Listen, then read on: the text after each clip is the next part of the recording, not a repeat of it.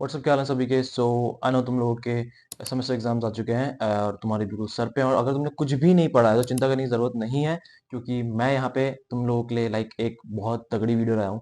ठीक है, तुम्हें कुछ भी नहीं पढ़ा है तो तुम्हें इस वीडियो में मैं तुम्हें अच्छे से सिखा दूंगा, समझा दूंगा कि तुम्हें क्या करना है, क्योंकि मैंने 3 सेमेस्टर्स अभी मेरे थर्ड सेमेस्टर मेरा शुरू हो गया ऑलरेडी। और इस साल जो तुम्हारा फर्स्ट सेमेस्टर होगा, आई गेस वो थोड़ा लेट है, इसलिए तो तुम्हें एक एडवांटेज मिल रहा है।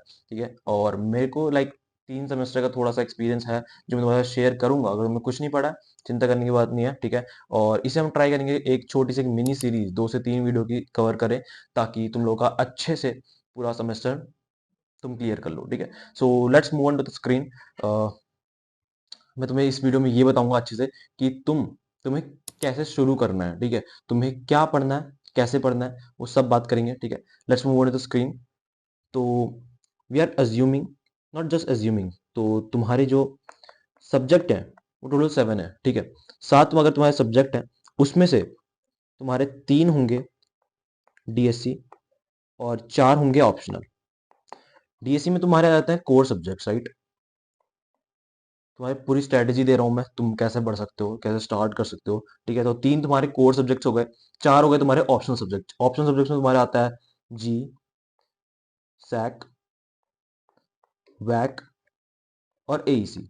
ठीक है, अब देखो इसमें अगर हम अ, इधर ऑप्शनल वालों की बात करें, तो उसमें तुम्हें सैक बैक ये जो 2 सब्जेक्ट हैं, ये थोड़े से स्किल एनहांसमेंट वाले होते हैं, जो तुमने पहली बार ही टैकल कर रहे होगे तुम। ठीक है, थोड़े से नए लिख रहे होंगे उसमें। अब तुम और एसी देखो, तो एसी में या तो तुम्हारी हिंदी होगी या तो तुम्हारी ईवीएस होगी। मेजर केसेस में यही रहती है। ठीक है, नाउ एक जी होता है।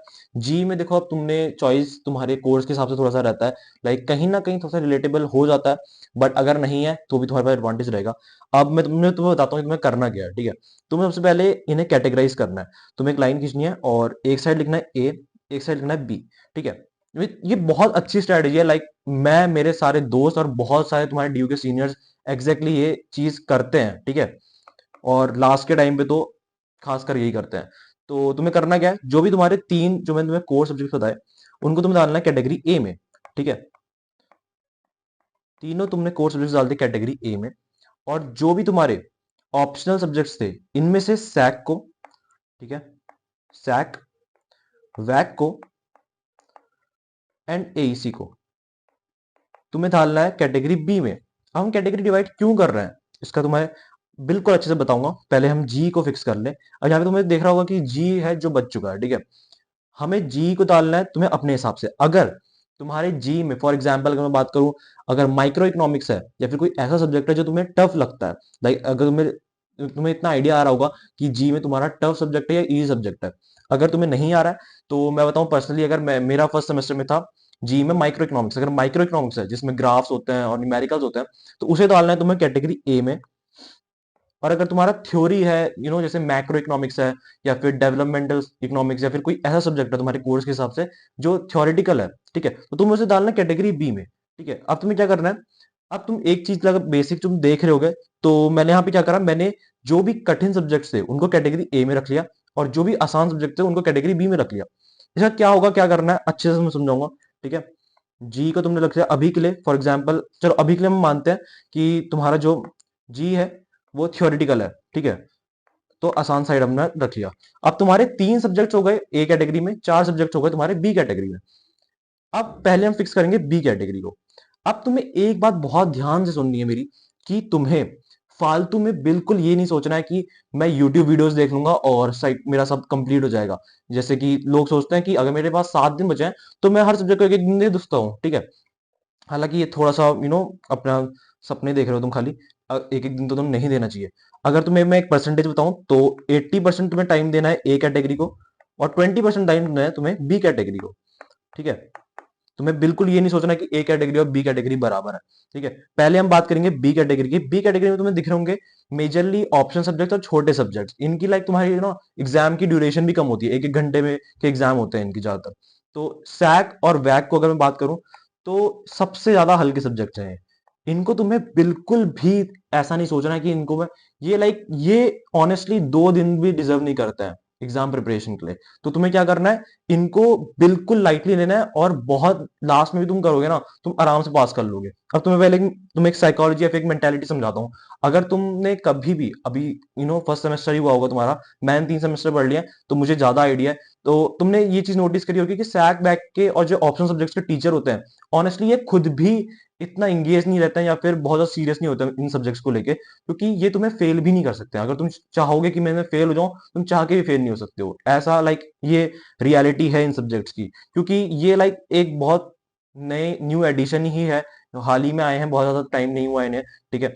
और एक सर पे बोझ ही है टीचर के, तो टीचर चाहता नहीं है तुम्हें फेल कर दे, ना कि इंटरनली और एक्सटर्नली जब तुम्हारी कॉपी चेकिंग भी होगी तो उसमें भी टीचर नहीं जाता है, या कहीं के भी टीचर अगर चेक कर रहा हो उससे फर्क नहीं पड़ता, ठीक है। सबकी मेंटालिटी यही है कि यार एटलीस्ट सैक और वैक में कोई फेल ना हो, ठीक है। तो सैक वैक बहुत लाइटली तुम्हें लेना है।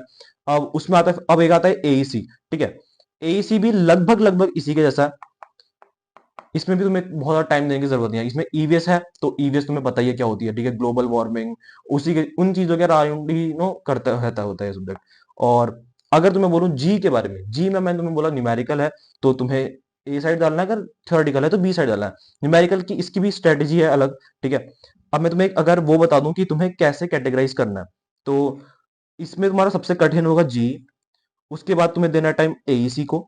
उसके बाद सैक और वैक, सैक वैक तो लगभग बराबर है, मैं ऐसे ही लिख दे रहा हूँ, तुम अपने हिसाब से डिसाइड कर लो। सैक वैक को लगभग बराबर टाइम देना है। इन सब में सबसे ज्यादा टाइम तुम्हें देना है जी को, चाहे वो थियोरेटिकल है तब भी तुम्हें जी को देना है, ठीक है। उसके बाद एईसी को, और फिर सैक एंड वैक, सैक वैक को लगभग बराबर देना है, ठीक है। तो ये तुम्हारा बी कैटेगरी मैंने क्लियर कर दिया, जिसमें तुम्हें सिर्फ 20% टाइम देना है अपना टोटल, ठीक है। अगर थियोरेटिकल तुम्हारा, जी को अभी हम थोड़ा सा एक्सक्लूड करके ही चल रहे हैं, ठीक है। तो 80-20 वाला रूल लगा के चलना, टाइम बहुत ज्यादा इन्वेस्ट नहीं करना है बी कैटेगरी में। अब बात करते हैं ए कैटेगरी, जो मेन है, जो हाईलाइट रहेगा, जो तुम्हारा सीजीपी होता है ना, उसको मेंटेन करने में जो मदद करता है, जो ज्यादा मेजर रोल प्ले करता है, वो ए कैटेगरी ही है। इसमें अगर हम अभी के लिए जो हमने एक सिचुएशन बनाई कि 3 सब्जेक्ट है, अब तुम्हारे 3 सब्जेक्ट्स में क्या हो सकता है, तुम्हारे मान लो जो ए कैटेगरी है, इसके अंदर 3 सब्जेक्ट्स हैं, तो इसमें पॉसिबिलिटीज ये है कि तुम्हारा या तो एक सब्जेक्ट होगा न्यूमेरिकल, 2 सब्जेक्ट होंगे तुम्हारे थ्योरेटिकल, ठीक है। आइदर तुम्हारा हो सकता है एक सब्जेक्ट थ्योरेटिकल और 2 सब्जेक्ट न्यूमेरिकल।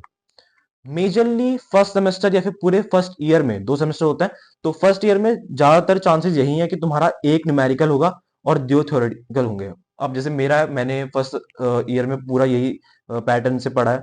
पढ़ा क्या मतलब यही होता है, ठीक है। एक एक न्यूमेरिकल सब्जेक्ट होता है और 2 थ्योरी वाले होते हैं। बट अब जैसे थर्ड सेमेस्टर में हूं मैं, तो मेरे उसमें एक थ्योरी है और 2 न्यूमेरिकल, थोड़ा सा टफ पड़ जाता है।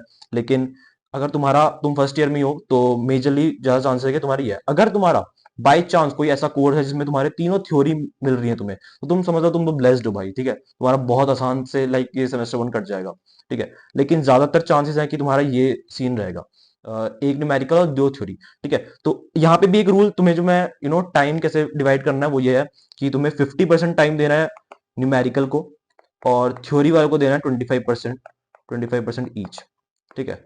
इसका मतलब 2:1:1, ठीक है, ऐसे डिवाइड करना है। अब इसमें थ्योरेटिकल सब्जेक्ट्स को कैसे टारगेट करना है, कैसे पढ़ना है, इसके बारे में हम डिटेल में बात आगे करेंगे। लेकिन अभी के लिए मैं तुम्हें बता दूं कि तुम्हें न्यूमेरिकल को ज्यादा देना है, थ्योरी जो है उनको कम देना है। अब न्यूमेरिकल में तुम्हारा क्या हो सकता है, अगर अगर मैं कोई एक कोर्स लूं, फॉर एग्जांपल मेरा पर्सनल जैसे बीकॉम ऑनर्स है, तो न्यूमेरिकल में तुम ले सकते हो अकाउंट्स, ठीक है, अकाउंट्स तुम्हारी होगी। और थ्योरेटिकल में तुम्हारी होगी मैनेजमेंट एंड लॉ, ठीक है। अब इसमें तुमने लॉ जो सब्जेक्ट है उसको, हो सकता है पहली बार तुम टैकल कर रहे हो, ठीक है, तो इसको तुम्हें ज्यादा देना है मैनेजमेंट से, क्योंकि मैनेजमेंट इज जस्ट द, जो अगर तुम फर्स्ट सेमेस्टर में हो ना अभी, तो फर्स्ट सेमेस्टर में तो तुम्हारी 11th वाली मैनेजमेंट चल रही होगी, लाइक बिजनेस होगा, पार्टनरशिप होगी, सोल प्रोप्राइटर, ये सब होगा, ठीक है। तो मैनेजमेंट को तुम्हें देना है थर्ड प्रायोरिटी, सेकंड में तुम्हें देना है लॉ, ठीक है। एंड फर्स्ट प्रायोरिटी जो सबसे ज्यादा तुम्हें देनी, सबसे ज्यादा टाइम जिसमें देना है वो है अकाउंट्स, ठीक है। जो भी तुम्हारी फाइनल अकाउंट्स, फाइनेंशियल अकाउंटिंग जो भी अभी होगा तुम्हारा, इसमें तुम्हें सबसे ज्यादा टाइम देना, ठीक है। तो मैंने तुम्हें कैटेगराइज कर दिया इस वीडियो में कि तुम्हें कैसे पढ़ना है। अब तुम्हें अगली वीडियो में मैं ट्राई करूंगा जितना जल्दी डाल सकूं अगली वीडियो, उसमें तुम्हें अच्छे से तुम्हें पीवाईक्यूज भी दे दूंगा, ठीक है, उसकी लिंक वगैरह दे दूंगा, और तुम्हें सब अच्छे से बता दूंगा कि तुम्हें कैसे टैकल करना है, पहले पीवाईक्यू करना है, पहले वीडियोस देखनी है। वीडियोस अभी जो बेसिक तुम्हारा अपने कॉन्सेप्ट क्लियर कर लो तब तक, ठीक है। With in 2 days I think मैं दूसरी वीडियो डाल दूंगा, ये और जल्दी हो सकता है, और जल्दी डाल दूंगा, ठीक है। सो अभी के लिए तुम्हें मैं बता दी कि तुम्हें क्या क्या पढ़ना है, कैसे कैटेगराइज करना है और किसको ज्यादा प्रायोरिटी देनी है, ठीक है। इसी हिसाब से पढ़ना। फालतू में सैक बैग जो सब्जेक्ट होते हैं, इनको ऐसा नहीं मत सोचना कि यार इनको भी पढ़ लेता हूँ वरना फेल हो जाऊंगा, नहीं, इसमें फेल नहीं होगे, ठीक है, बिल्कुल चिंता करने की जरूरत नहीं है। इसी ऑर्डर में पढ़ना, सबसे ज्यादा टाइम किसको देना वो देख लेना, मैंने तुम्हें बता दिया। नेक्स्ट वीडियो में हम पीवाईक्यूज की बात कर लेंगे और तुम्हें किस सब्जेक्ट को कैसे टैकल करना है, लाइक अगर थ्योरेटिकल सब्जेक्ट है तो उसमें कैसे क्या स्ट्रेटजी लगानी है, ठीक है, और न्यूमेरिकल है तो उसमें क्या स्ट्रेटजी लगानी है, इस हिसाब से बताऊंगा, ठीक है। और लाइक इस सीरीज के एंड तक मैं तुम्हें एक ऐसी स्ट्रेटजी बता दूंगा जो मैं खुद अप्लाई करता हूँ, और लाइक 70% एटलीस्ट अपना जो क्वेश्चन पेपर है वो प्रेडिक्ट कर लेता हूँ, ठीक है। So that's it for this video. Subscribe कर लेना आगे की वीडियोस देखने के लिए। That's it, see you in the video, till then keep hustling, be a man, piece.